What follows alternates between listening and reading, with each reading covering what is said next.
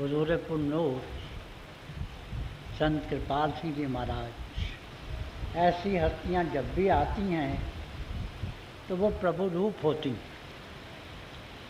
वो जिंदा जावेद, चलते फिरते बोलते परमात्मा होते हैं। जो उनके चरणों में पहुंच जाता है वो प्रभु के चरणों में पहुंच जाता है।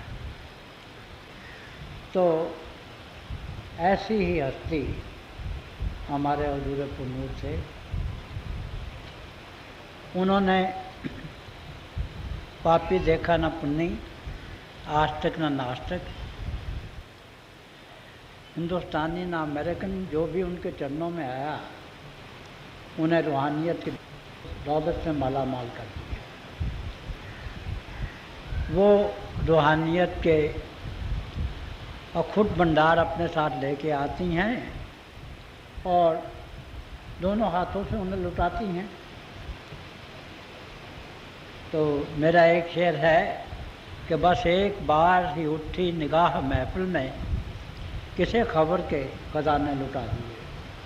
तो उन्होंने अपनी ज़िंदगी में अपने मुर्शिद आज़म हजूर बाबा सावन सिंह जी महाराज के हुक्म से और उनकी दया से रूहानियत का पैगाम दुनिया के कोने कोने में पहुँचाया।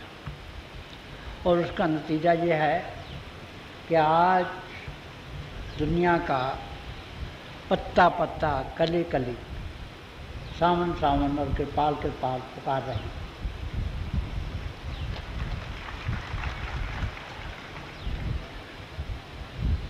एक हमारे यहाँ हिंदी में मुहावरा है कि होनहार बिरवा के होत चीखने पार।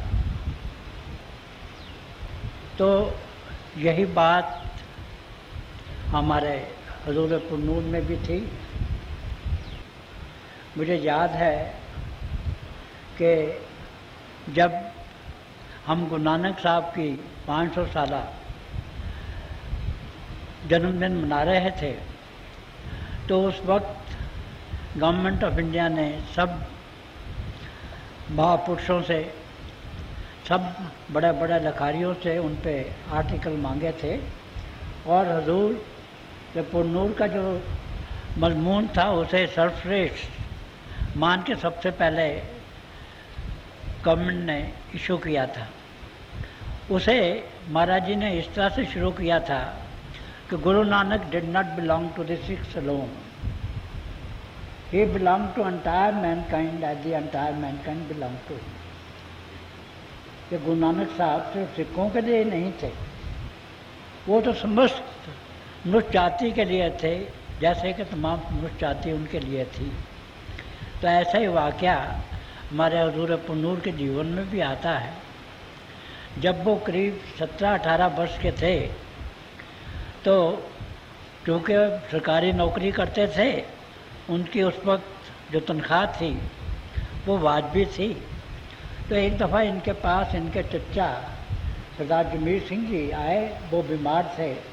तो उन्होंने उन्हें अस्पताल में भर्ती करा दिया।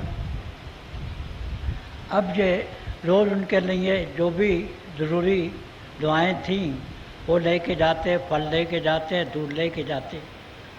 तो जब दूसरे तीसरे दिन इन्होंने ये देखा कि उनके पास ही एक और बहुत बूढ़ा बीमार आया, उनसे पूछने वाला कोई नहीं था। तो वो कसम पुरसी के आलम में पड़ा था। तो उसके बाद जब भी ये अस्पताल में जाते तो उसके लिए भी दूध भी ले जाते, दवाएं भी ले जाते और उसकी सेवा भी करते। तो एक दिन इनके चचा ने इनसे कहा कि पाल भाई, मैं तो तेरा चचा हूँ, इसलिए मेरी सेवा करना तो तेरा फर्ज है। ये बूढ़ा तेरा क्या लगता है? ये ना तो तेरे किसी काम का है, ये अपनी टांगे जो हैं वो कवर में लटकाए हुए है, और तेरा इससे क्या वास्ता है जो इस पे तो इतने पैसे भी खर्च करता है, इतनी सेवा भी करता है। तो हुजूर पुरनूर ने फरमाया कि चाचा जी ये सही है कि आप मेरे चचा हैं और आपकी सेवा करना मेरा फर्ज है, मगर जैसे मुझे आप प्यारे हैं मुझे ये भी वैसा ही प्यारा है। और ऐसी दुनिया का हर इंसान, बल्कि इससे बढ़ के हर दरिंदा, हर परिंदा, हर कीड़ा मकोड़ा जो है, मैं सबकी सेवा करूँगा। और यही उन्होंने अपने जीवन में किया भी, कि उन्होंने तमाम मनुष्य जाति की सेवा की और तमाम दुनिया से प्यार किया। मैं जब पहले टूर पे गया था 1978 में हिंदुस्तान से बाहर, और उसके बाद भी मैं जाता आता रहता हूँ, और यहाँ भी हिंदुस्तान में मैंने काफ़ी दौरे किए हैं, तो लोगों ने मुझसे पूछा कि आपके यहाँ आने का क्या मकसद है, तो मैंने उन्हें कहा था कि आप come to collect the stories of love enshrined by the great saint in your hearts, कि मैं सच्चे पातशाह की उन प्रेम की कहानियाँ इकट्ठी करने के लिए आया हूँ जो उन्होंने आपके दिल में कंधा कर दी। और ये अजीब बात है कि मैंने जिससे भी बात की, छोटा हो या बड़ा हो, किसी स्टेटस का हो, गरीब हो या अमीर हो, सब ने मुझे यही बताया कि महाराज जी मुझसे सबसे ज़्यादा प्यार करते। जो हजूर से एक बार भी मिला, जिन पे उनके निगाह करम एक बार बढ़ गई, वो यही गुणगान करता है कि महाराज जी मुझसे सबसे ज़्यादा प्यार करते थे। और उनके मुतल्लिक़ ये मिसरा जो है ये वाजिब आता है कि जहाँ भी गए दास्तान छोड़ाए। तो ऐसी हस्तियाँ जब होती हैं तो वो समस्त संसार के लिए होती हैं। और फिर यही जो संतों का पैगाम है उन्होंने सारी दुनिया को दिया। हाँ, जहाँ तक ऐसी हस्तियों का ताल्लुक़ होता है, जैसा कि मैंने पहले कहा, वो सब संसार के लिए होती। सबसे बड़ी अगर कोई महानता होती है तो अपने गुरु की होती है, क्योंकि अगर हम चाहें तो हम रूहानियत को एक शब्द में बयान कर सकते हैं, और वो शब्द है गुरु, वो शब्द है मुर्शिद, वो शब्द है मास्टर। तो ऐसी हस्तियाँ जब भी आती हैं तो वो प्रेम के सौम्य होते हैं, वो प्रभु होते हैं। वो दशमेश पिता का ये कौल दोहराया करते थे कि साज कहूँ सुन ले सबे जिन प्रेम पियो तिन भी। तो उन्होंने तमाम जिंदगी यही प्रेम का ही प्रचार किया है। और उन्होंने ये प्रचार सिर्फ हिंदुस्तान तक ही महदूद नहीं रखा, बस दुनिया के कोने कोने में पहुँचाया। उन्होंने 3 दुनिया के दौरे किया और उन्होंने कोई 20 से ज़्यादा पुस्तकें लिखी हैं। मगर खूबसूरती ये थी कि वो ये सारी की सारी जितनी नेमतें थीं वो फ्री दिया करते थे। वो अक्सर ये कहा करते थे कि बाकी जितनी दुनिया की नेमतें हैं, प्रभु की नेमतें हैं, उनकी तरह से रूहानियत भी प्रभु की नेमत है, और इसलिए ये हमें मुफ्त में देनी चाहिए, फ्री देनी चाहिए। तो उनके जितनी भी टॉक्स होती थीं उन सब का कोई चार्ज नहीं था, नामदान का चार्ज नहीं था। उनसे जब हम प्राइवेट टाइम लेते थे उनका चार्ज नहीं था। और सबसे बड़ी बात यह थी, ये शायद पहली दफ़ा हिस्ट्री में हुई, कि उन्होंने अपनी किताबों का भी कोई राइट जो था वो रिजर्व नहीं किया था। उन्होंने हर एक किताब पे लिख दिया था कि नो राइट्स रिजर्व, कि any portion of this book can be reproduced for the benefit of humanity at large even without the written permission of the author, कि इन किताबों के कोई भी हक जो हैं वो मैंने अपने लिए रिजर्व नहीं किया है। जो भी इंसान चाहे वो इनका कोई हिस्सा इंसान की बेहतरी के लिए छाप सकता है। तो ये वेस्ट के लिए ख़ास करके बहुत नई बात थी, और उनकी ये महान कृपा थी कि उन्होंने ये प्रेम का संदेश, प्यार का संदेश सारी दुनिया में को दिया। मैंने भी इसके मतलब चंद शेर कहे हैं कि मैंने सीखा है ज़माने से मोहब्बत करना, मैंने सीखा है ज़माने से मोहब्बत करना, तेरा पैगाम में मोहब्बत मेरे काम आया है। और मिली वो मैं कि मैं सच्चार हो गया साकी, और हर आदमी से मुझे प्यार हो गया साकी। और उनकी यही तालीम थी कि जब भी आप कहीं भी जाओ तो आप प्यार का संदेश लेके जाओ। तो वो अक्सर कहा करते थे कि जिस रास्ते पे भी आप जाते हैं संत महात्मा, वो प्यार की बारिश करते हुए चले जाते हैं। तो वो जैसा मैं कह रहा था, हर जगह अपने प्यार का संदेश लेके आए थे। और उनकी जो तालीम थी वो तो तमाम दुनिया के लिए थी, वो किसी ख़ास वर्ल्ड के लिए नहीं थी या किसी ख़ास मुल्क के लिए नहीं थी। और ये हमेशा कायदा होता है कि हमारे महापुरुष हमारा जीवन पलट देते हैं। वो बड़े क्रांतिकारी होते हैं, मगर वो जिस्मानी उथल पुथल नहीं करते, वो दिलों को बदल देते हैं। और यही बात हमारे हुजूर पुनूर में थी। जिस पर उनकी निगाह कर्म पड़ जाती थी, उसका दिल बदल जाता था, उसका दिमाग बदल जाता था, उसकी आत्मा आसमानों पर प्रवास करना शुरू कर देती थी। तो ये उनकी बहुत बड़ी बरकत थी। तो अगर हम रूहानियत की हिस्ट्री पर एक नज़र डालें तो सबसे पहला जो तजुर्बा हुआ डेमोक्रेसी इन रिलीजन का, वो हमारे पंचम पातशाह ने किया। उन्होंने जब श्री गुरु ग्रंथ साहब की तकमील की तो उसमें जितने भी हिंदुस्तान में महापुरुष हुए हैं 400 वर्ष के अरसे में, सबकी बाणियाँ उसमें शामिल कर दी। और ये श्रेष्ठता सिर्फ श्री गुरु ग्रंथ साहब को ही शामिल है, उसे ही हासिल है। क्योंकि बाकी आप किसी मज़हब की किताब ले लीजिए, आपको उसमें या तो एक महात्मा की वाणी मिलेगी या एक मज़हब के कुछ महात्माओं की वाणी मिलेगी। मगर जब पहला तजुर्बा था कि जितने महात्मा थे, चाहे वो जुलाई का काम करते थे, छींबे का काम करते थे, उन सब की, यहाँ तक कि जिनके बाप दादा कसाई का काम करते थे, वो खुद महापुरुष थे, उनकी वाणी इकट्ठी कर दी। तो ये सबसे पहला स्टेप था डेमोक्रेसी इन रिलीजन का। उसके बाद जो दूसरा स्टेप लिया वो हमारे हुजूर पुनूर ने लिया और अपने मुर्शिद आज़म हुजूर बाबा सावंत सिंह जी महाराज के हुक्म के मुताबिक लिया।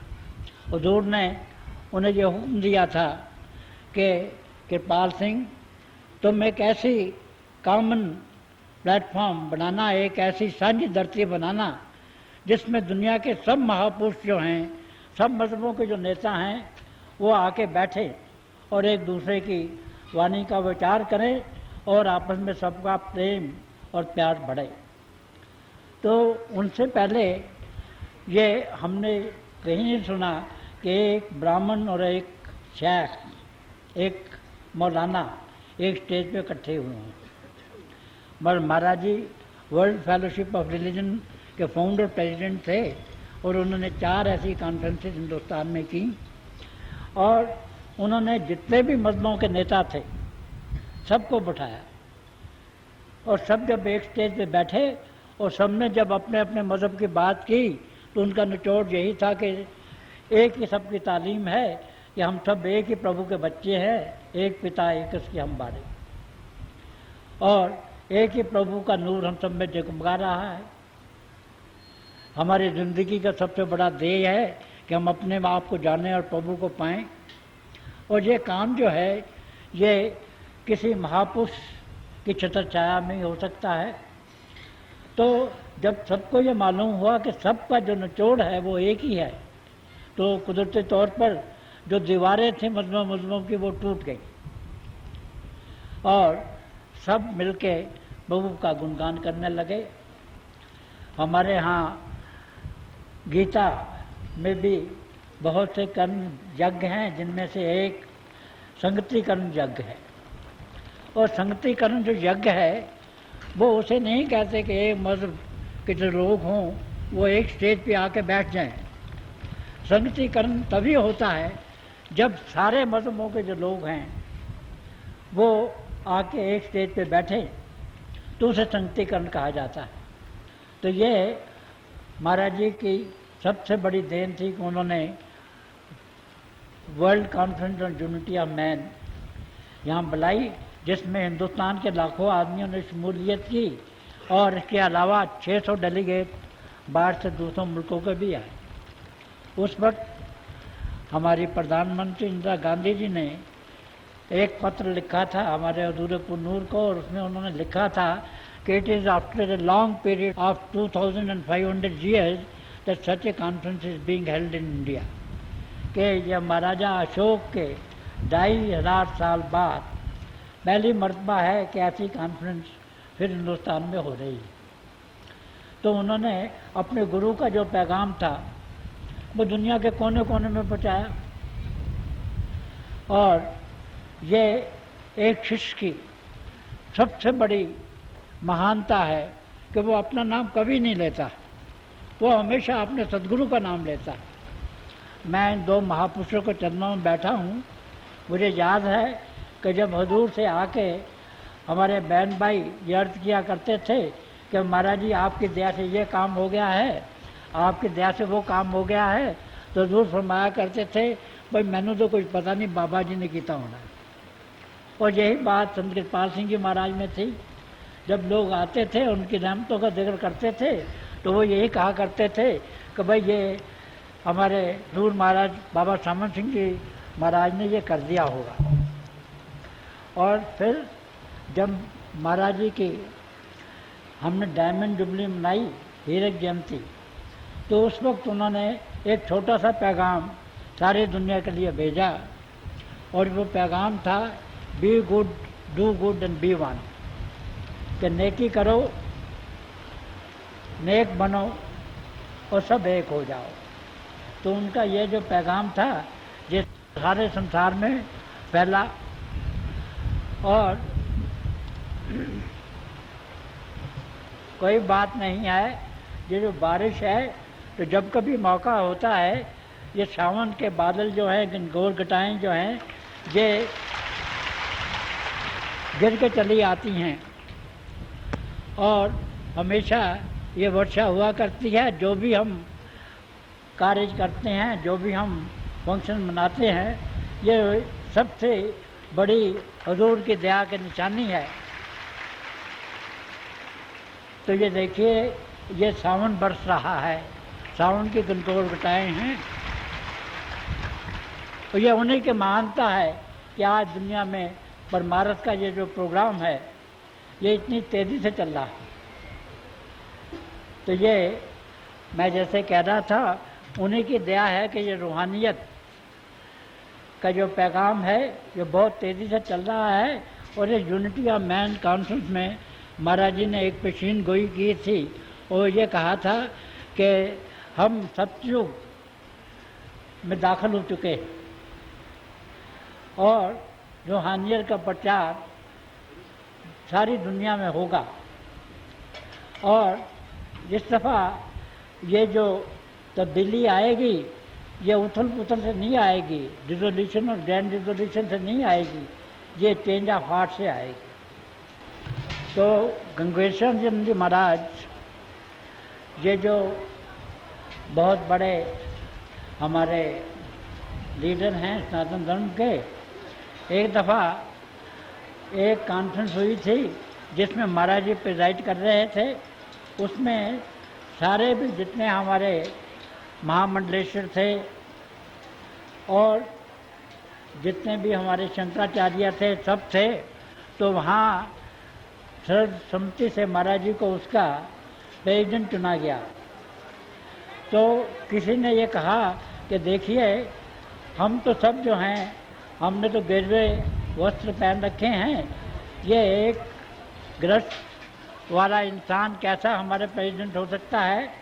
तो गंगेश्वरानंद जी महाराज ने उस वक्त ये कहा था कि भाई देखिए हम तो चारों वेदों के और बाकी ग्रंथों के टीकाकार पंडित हैं, मगर संत कृपाल सिंह जी महाराज ये खुद स्वयं चलते फिरते वेद हैं, इन पे वेद उतरे हैं। तो ये थी महाराज जी की महानता, जो संसार के जितने भी हमारे बहन भाई हैं सब ने माना। इन्हें हर तरह से सम्मानित किया गया। इन्हें नाइट्स ऑफ माल्टा का जो बहुत बड़ा खिताब है क्रिश्चियन का, वो दिया गया, और वो सबसे पहले ये नॉन क्रिश्चियन थे जिन्हें दिया गया। बाहर भी जहाँ जाते रहे बहुत सी सिटीज़ की चीज़ दी गई, बहुत से सम्मान किए गए।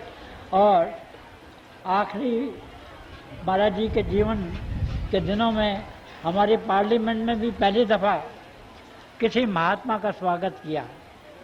वो पहले संत थे जिन्हें हमारी गवर्नमेंट ऑफ इंडिया की पार्लियामेंट ने भी श्रद्धांजलि दी, और वो सब ये कहा करते थे कि ये सब हुजूर की दया है, ये वही करता है, और इस सब का श्रेय जो है वो उन्हीं को जाता है।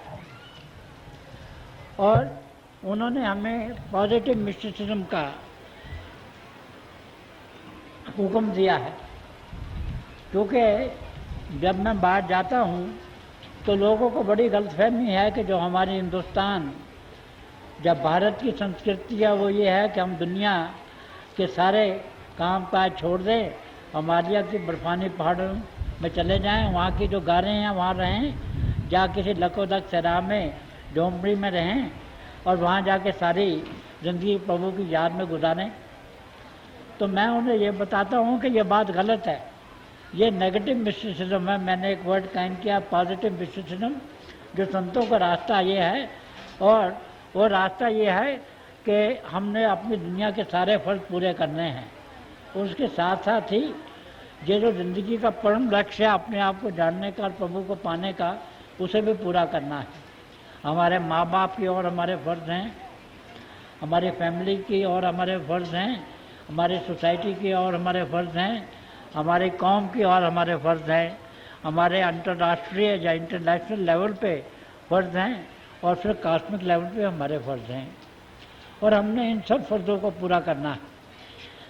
मगर इनके फ़र्ज़ों को पूरा करते हुए हमें हर वक्त प्रभु की याद करनी चाहिए। पंजाबी में एक मुहावरा है कि हाथ कारवल और दिल जारवल। और अगर हम प्रभु को याद रखेंगे तो जो हमारी ज़िंदगी का सबसे बड़ा ध्येय है, अपने आप को जानने का और प्रभु को पाने का, हमारी आत्मा और परमात्मा के मिलाप का, ये भी इसी जीवन में पूरा हो सकता है। गुरबानी कहती है कि जैसे जल में कंवल निरालम, मुर्गाई निशाने, सुर शब्द पौ सागर तरिए नानक नाम। कि हमने दुनिया के सब फर्ज करने हैं, मगर इन्हें स्पिरिट ऑफ डिटैचमेंट करने हैं, और साथ ही प्रभु को भी याद करना है। वो सबको यही कहते थे कि संत जो हैं वो किसी नए मज़हब को नहीं बनाते। यही बात हमारे मुर्शिद आज़म ने भी कही थी कि मैंने कोई नया धर्म नहीं बनाया है। जो सिख है वो अपने धर्म में रहे, जो हिंदू है अपने धर्म में रहे, मुसलमान अपने धर्म में रहे, क्रिश्चियन अपने धर्म में रहे। एक दफ़ा जब कंसेंसस का मौका था तो हुजूर से पूछा गया कि हम अपने आप को क्या लिखवाएं, तो हुजूर ने ये कहा था कि भाई मैं सिख घराने में पैदा हुआ हूँ, मेरे घर की जितनी भी रस्में हैं, जितनी रीतियाँ हैं, सब गुरबानी के अनुसार होती हैं। जो हिंदू है अपने आप को हिंदू लिखाए, जो मुसलमान है अपने आप को मुसलमान लिखाए, जो सिख है अपने आप को सिख लिखाए। और यही इन महापुरुषों की तालीम होती है कि हम अपने अपने मज़हब में रहें, अपनी वेशभूषा जो है उसको रखें, मगर हम प्रभु को याद करें।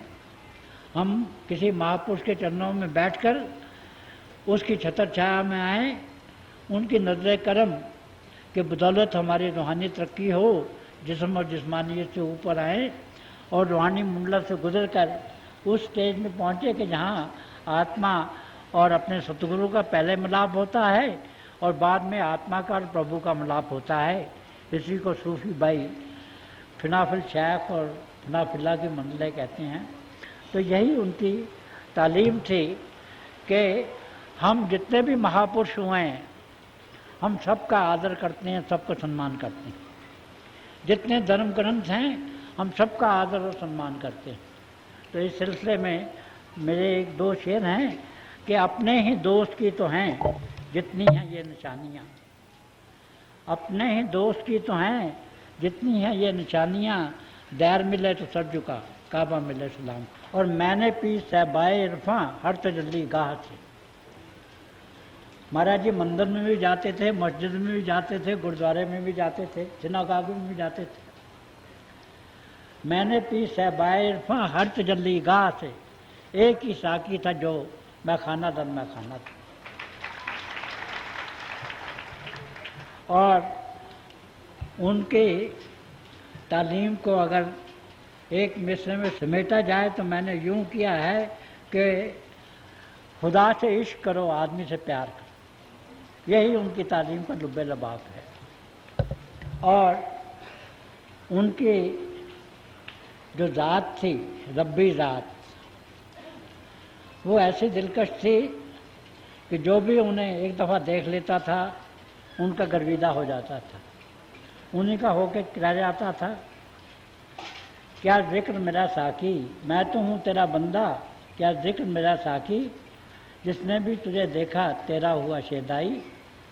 और उनके मुतल्लिक़ ये शेर सादक आता है कि खुदा के इश्क की तनवीर बांटता है यही, खुदा के इश्क की तनवीर बांटता है यही, कदम को थाम लो तनवीर बांटता है यही। खुदा के इश्क की तनवीर बांटता है यही, कदम को थाम लो तकदीर बांटता है यही। और एक दफ़ा जब महाराज जी अपने हिंदुस्तान के बाहर दुनिया के दौरे से आए थे तो उनके स्वागत में यहाँ एक बहुत बड़ा फंक्शन मनाया गया था, तो उसमें मैंने एक नज़म पेश की थी और उसका आखिरी शेर ये था कि आके इस महफिल में दम भर झूम लेना चाहिए, आके इस महफिल में दम भर झूम लेना चाहिए और ऐसे रहबर के कदम को चूम लेना चाहिए। तो महाराज जी अक्सर ये कहा करते थे कि भाई देखिए मैंने 1 लाख से ज़्यादा शमें जला दी, इतने चिराग मैंने रोशन कर दी हैं। अब आप सबका फ़र्ज़ ये है कि कम से कम आप अपने जीवन में 10 और चिराग चलाओ, क्योंकि ये जो रूहानियत की शमा है ये ज़्यादा से ज़्यादा रोशनी देती चली जा रही है। और हर शिष्य का ये फ़र्ज़ है कि वो अपने गुरु का पैगाम कम से कम 10 और अपने भाइयों बहनों तक पहुँचाए। इससे जितना ज़्यादा पहुँचाए उतनी उसकी फरमाबरदारी है। और ये चाहते हैं कि ये जो मोहब्बत का चिराग है, ये जो रोशनी है मोहब्बत की, ये सब दिलों में जगमगा उठे। और जब ये सब दिल के चिराग जो हैं वो रोशन हो जाएंगे तो उन सबको एक जगह अगर हम इकट्ठा कर लेंगे तो फिर ये जितनी हमारी धरती है, जो यूनिवर्स है, ये सब में रोशनी रोशनी हो जाएगी। ये जो अंधकार है काम क्रोध लोभ और अहंकार का, ये ख़त्म हो जाएगा। एटम का जो हमें डर है वो ख़त्म हो जाएगा। और जब रूहानियत की रोशनी फैलेगी तो हम सब उस रोशनी में बैठकर किसी महापुरुष की नज़्ज़े करम से हम अमर हो जाएंगे, जावेदानी हो जाएंगे। इसी फ़ानी दुनिया में हम हमेशा की ज़िंदगी पालेंगे। और यही इन महापुरुषों की दया होती है, यही इनका मिशन होता है। और हमें यही चाहिए कि हम अपने जीवन को उनके हुक्म के अनुसार ढालें। हमारे ज़ुबान में मिठास होनी चाहिए ताकि दुनिया का अगर कोई ज़ख्म खुर्दा हमारे पास आए तो उस पर हमारे लफ्ज़ जो है मरहम का काम करें। हमारे जीवन में नम्रता होनी चाहिए, हमारे जीवन में नॉन वायलेंस होनी चाहिए, अहिंसा होनी चाहिए और अपने प्रभु का प्यार होना चाहिए, प्रभु के बंदों का प्यार होना चाहिए, बल्कि सारी सृष्टि का प्यार होना चाहिए। और अगर हमारी ऐसी हालत होगी तो हम अपने गुरु का, प्रभु का जलवा हर फूल फूल में, हर कण कण में देखेंगे, हर जानवर में देखेंगे, मनुष्य जाति में तो देखेंगे ही, हर पिंदे में देखेंगे, हर कीड़े मकोड़े में देखेंगे, हर वनस्पति के हिस्से में देखेंगे। और जब हम प्रभु का जलवा सब में देखेंगे तो फिर हम सबसे प्यार करेंगे, सबसे प्रेम करेंगे।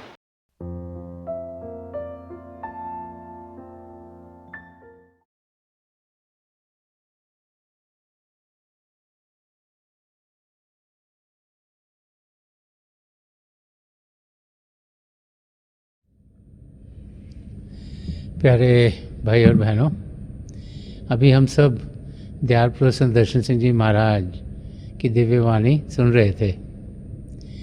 जब भी हमें संदर्शन सिंह जी महाराज के शब्द सुनने को मिलते हैं तो एक नया रास्ता हम सबके लिए खुल जाता है, जिसके ज़रिए हम अपनी मंजिल तक पहुंच सकें।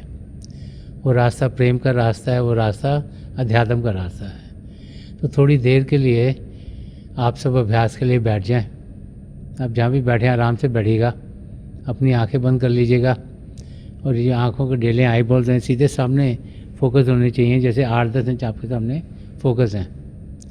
आंखें बंद करते ही वो भाई बहन जिन्हें नाम की देन मिली है आप सिमरन कीजिएगा। और जो भाई बहन यहाँ नए हैं, आप पिता परमेश्वर के किसी भी जाति नाम का जाप कीजिएगा। जाप मन ही मन करना, ऊंचा नहीं दोहराना। आपके सामने रोशनी के चिन्ह आपको देखने को मिलेंगे। शुरू में शायद ऐसे लगेगा रोशनी आकर जा रही है, रोशनी के चक्र हैं, लेकिन जैसे जैसे आपका ध्यान टिकता चला जाएगा आपको लगेगा रोशनियाँ टिक गई हैं और बहुत से नज़ारे आपको देखने में मिलेंगे। तो जो कुछ आपको दिखता है उसे बड़े आराम से देखिए, प्रेम से देखिए, और आप देखेंगे कि आपकी ज़िंदगी में आपको कितना सुकून मिलेगा, कितनी शांति मिलेगी और आपकी ज़िंदगी प्रभु के प्रेम से भरपूर होनी शुरू हो जाएगी।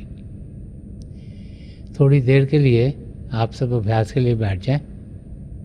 प्रभु की दया हो कि हम सब जो पिछली सेंचुरी के महापुरुष हैं, हजूर बाबा सावन सिंह जी महाराज, परम संत कृपाल सिंह जी महाराज और दयाल प्रसन्न दर्शन सिंह जी महाराज, उनके वचनों को अपनी ज़िंदगी में ढालें और अभ्यास के ज़रिए प्रभु की प्राप्ति करें। थोड़ी देर में आप सबको इस अभ्यास से उठाऊंगा और मेरी शुभकामनाएं आप सबके साथ हैं।